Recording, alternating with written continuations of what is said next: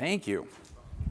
And thanks everybody for being here. This is the last session in the life track on the last day of AWE, and so I really appreciate everybody showing up. I am Aaron Pulkka, head of production at Two Bit Circus, and I'm going to be talking about XR and the future of fun. So let's dive right in. And if I can press the button, there we go. So I'm going to be talking about a few things, a little bit of personal XR, a little bit about location-based XR, what we think of as micro-amusement parks, and then I'm going to try to save a few minutes at the end for some Q&A. So I've been working in VR for a little over 25 years. I started at the Human Interface Technology Lab up in Seattle at the University of Washington. I then went to the Walt Disney Imagineering VR studio, and then I went to Sony Development. I worked in the Entertainment Technology Group. Then I worked in the traditional games business for about a decade, including working at Activision on a bunch of cool games. And then I started my own company, starting making mobile games in China, but also making virtual reality and mixed reality applications.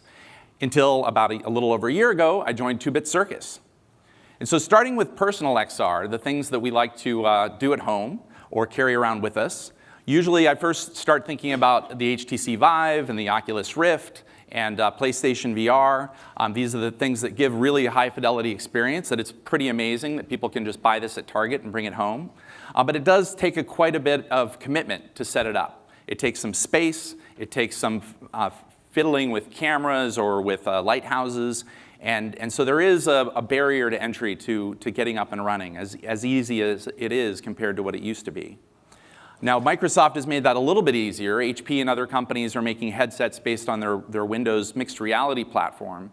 So you don't need to set up external cameras, which is nice.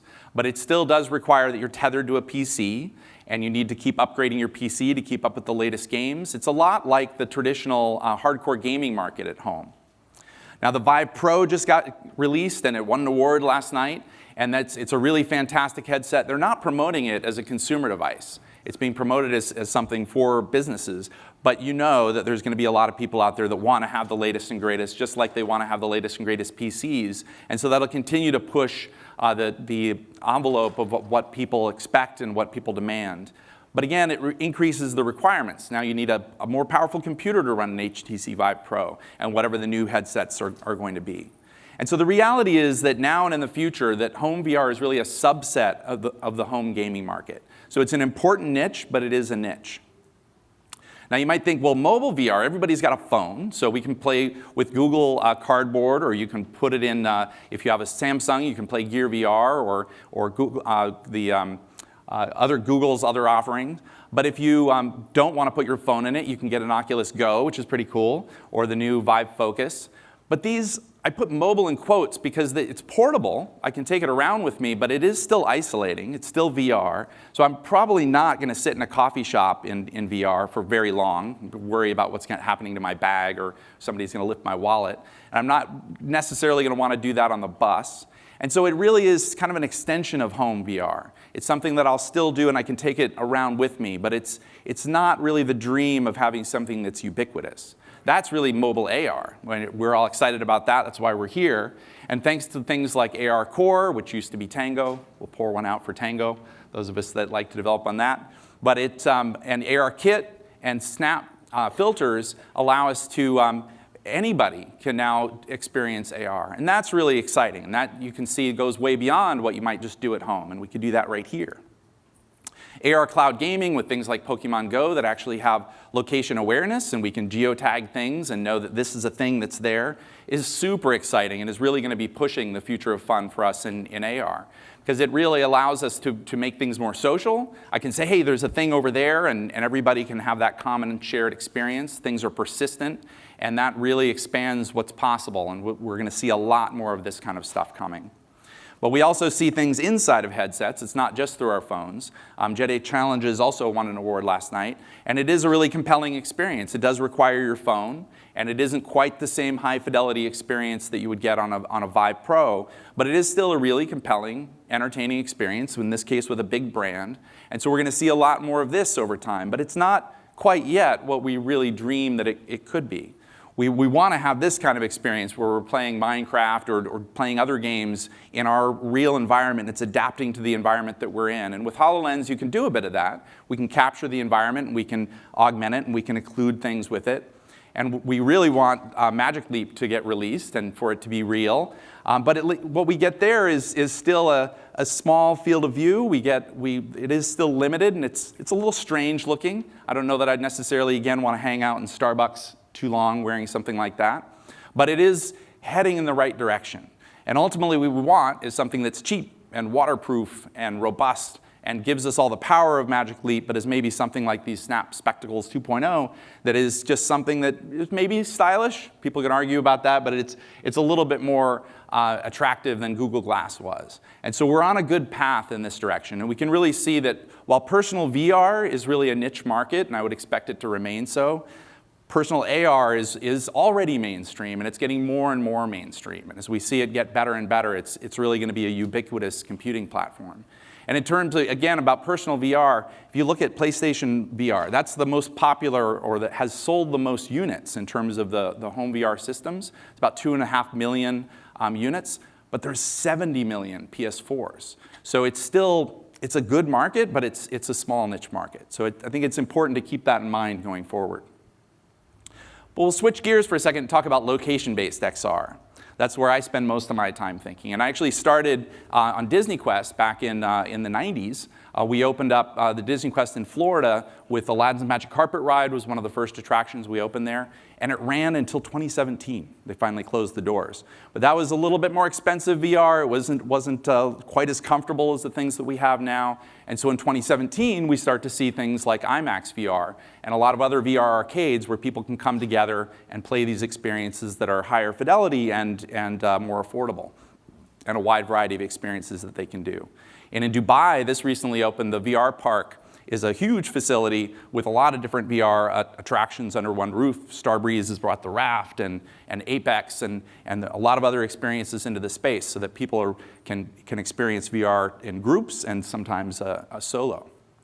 There's also bespoke experiences like Dreamscape Immersive made this alien zoo where they go beyond just having a sort of movie theater experience and instead really dedicate a space.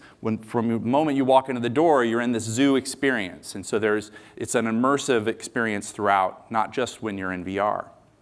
Secrets of the Empire that The Void has done, and also Ghostbusters before that, takes it a step further in terms of all the haptics and smell, and there's benches you can sit on, and you can really touch and feel the space. And they don't need to sense that space, because they actually know where the bench is. And so it makes it easier than the personal AR that we all want.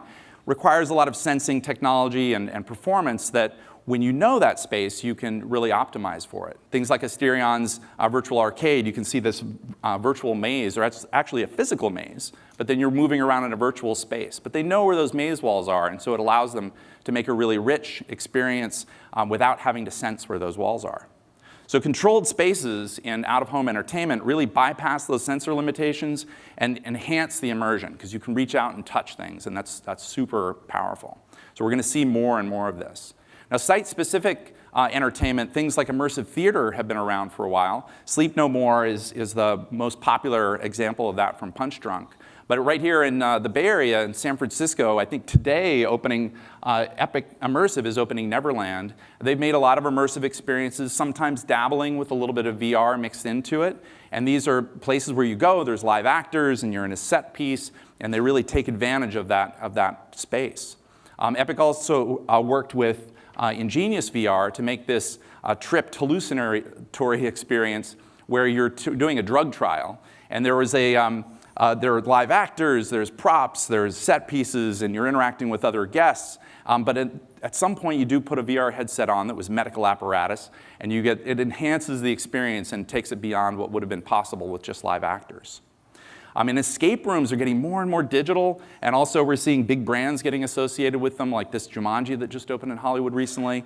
All these props are super well themed, but they also have digital interactions that start to blur the line between, is this a real thing? Is this magic? What is this?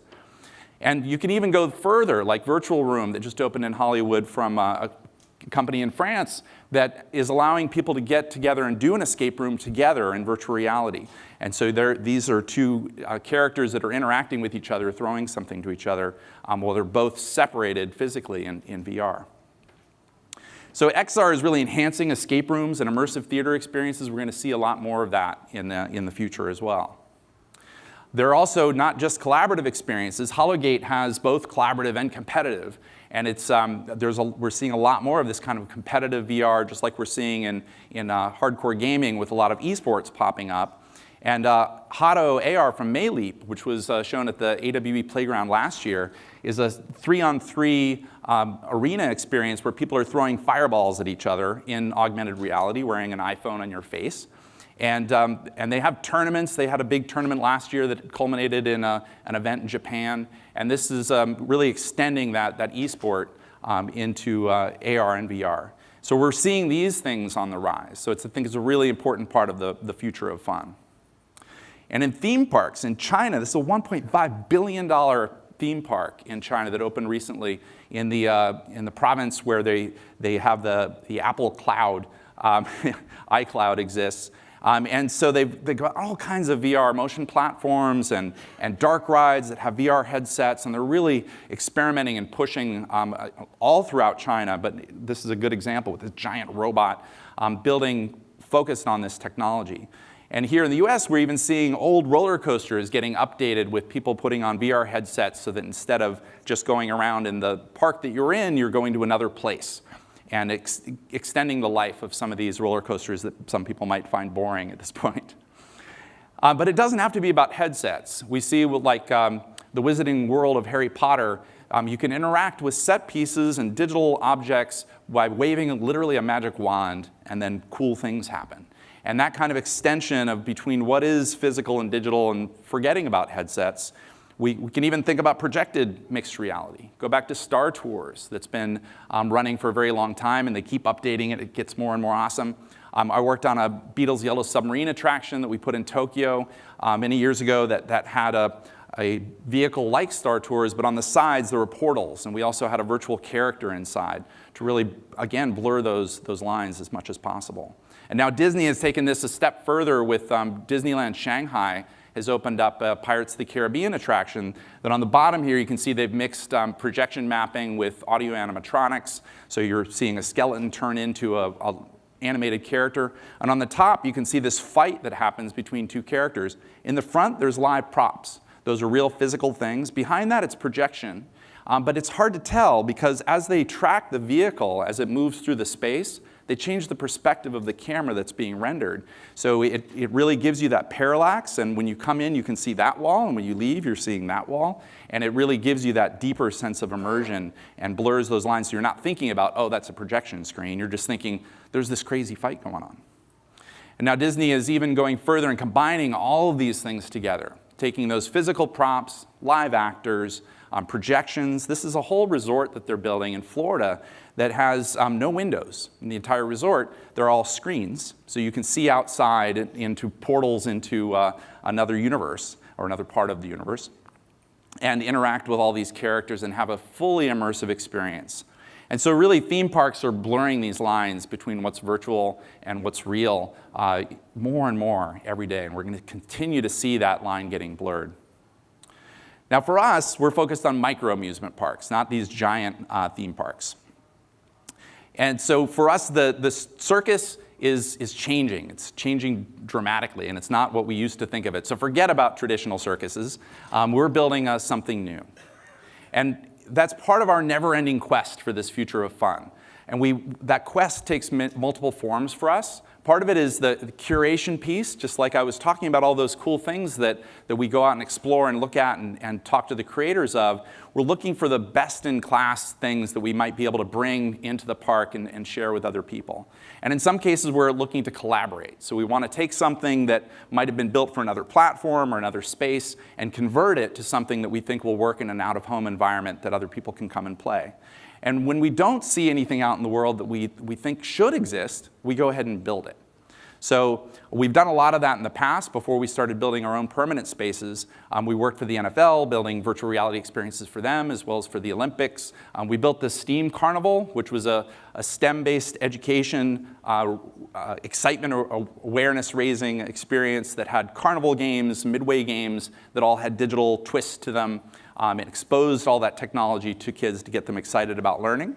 We also built some VR experiences for Dave & Buster's back in 2013. And we built tequila clouds and robotic bartenders and story rooms. Exactly, we could all use a drink about now. And right here in the AWE playground today, we were showing the Ledge, which is a haptic-enabled or enhanced VR experience that takes you up to the 60th story of a building, and the floor is shaking underneath you because you're on a window washing platform. We like to play around with mixing those different elements together.